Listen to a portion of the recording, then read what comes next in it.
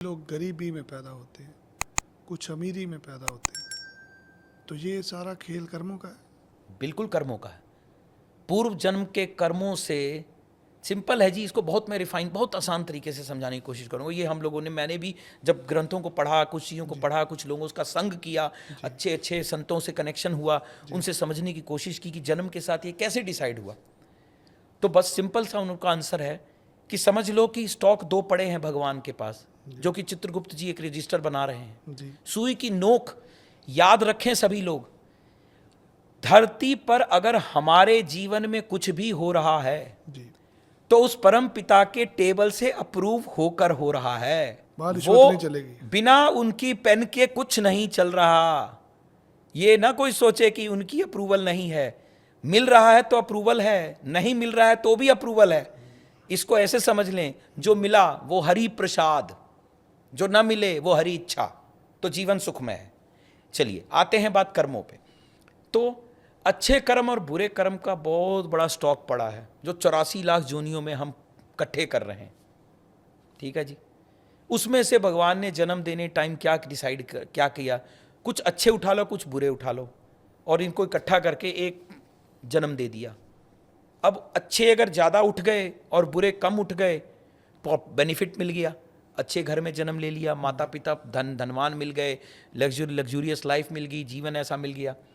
उसके बाद बुद्धि दी भगवान ने, ये दिया, इसके अंदर बुद्धि प्रदान की कि अब जो तुम करोगे वो तुम अपनी बुद्धि से करो। 12 साल तक के बच्चे के लिए तो माफ है, क्योंकि वो बुद्धिमान नहीं माना जाता। ये हमारे ग्रंथों में ऐसी कहानियां हैं जहां पर कि 12 साल तक के बच्चे को उसके गुनाह मतलब गलतियों की माफ़ी है, कोई दिक्कत नहीं है, उसकी सजा कैलकुलेशन में नहीं आती।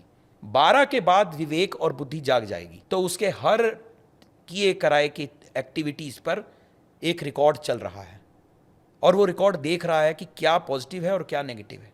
तो अब अगर पॉजिटिव्स बढ़ा दिए, ज़्यादा अच्छे कर्म कर रहे हैं, बढ़िया बढ़िया चीज़ें कर रहे हैं, अच्छे कर्म हो रहे हैं, तो अभी के पाप भी खत्म हो रहे हैं, और वो पिछला जिस स्टॉक से लाया जा रहा था पाप, वो पाप भी फिनिश हो रहे हैं। तो बचेगा क्या? सिर्फ पुण्य, सिर्फ पुण्य। लेकिन अगर पाप ही पाप कर रहे हैं तो भगवान कह रहे हैं चलो ऐसा करो, इसको पहले इसके पुण्य नष्ट करो, इसका बाद में इसका रिजल्ट देंगे इसके पाप का। तो जब फटता है ना पाप का घड़ा, तो फिर कुछ नहीं बचता। तो फिर ऐसी ऐसी बीमारियां मिलेंगी, ऐसी ऐसी परिस्थितियां मिलेंगी कि बस मृत्यु तुल्य बंदा बैठा होगा और बचाने वाला कोई नहीं है। बड़े बड़े धनवान, बड़े बड़े लोग, क्या उनके जीवन में समस्याएं नहीं है?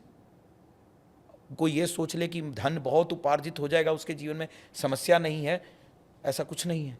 शनि उनकी कुंडली में भी बैठे हैं, 10 नंबर राशि, 11 नंबर राशि उनकी कुंडली में भी कहीं ना कहीं बैठी है। राहु केतु उनकी कुंडली में भी कहीं ना कहीं है। जब गोचर कर रहे हैं ब्रह्मांड के ग्रह, वो उनकी कुंडली में भी कहीं ना कहीं गोचर कर रहे हैं। तो जो गोचर करने वाले ग्रह वो ये थोड़ी देखेंगे कि शनिदेव है तो वो बिल्कुल ही नॉर्मल कर देंगे लाइफ को। नो, डिले, डिफिकल्टी जो शनिदेव के साथ एक वर्ड कनेक्टेड है, वो वहां भी आएगी। वो जीवन के उस हिस्से को देंगे कष्ट जो उसके जीवन के लिए दिखेगा, वो हमें नहीं दिख रहा है शायद। तो चाहे वो राजा हो चाहे रंक हो, सबके लिए बराबर है, उनके लिए डिफरेंस नहीं है। क्या आप एक ऐसे ज्योतिषी हैं जो अपनी दृष्टि से भविष्य को साफ साफ देख सकते हैं? हम आपका स्वागत करते हैं एक ऐसे पॉडकास्ट में जहां आपके अनुभव से किसी को अपने जीवन की दिशा मिल सके।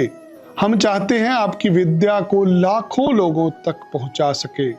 आइए हमारे इस पॉडकास्ट के मंच को अपनी उपस्थिति से धन्य करिए।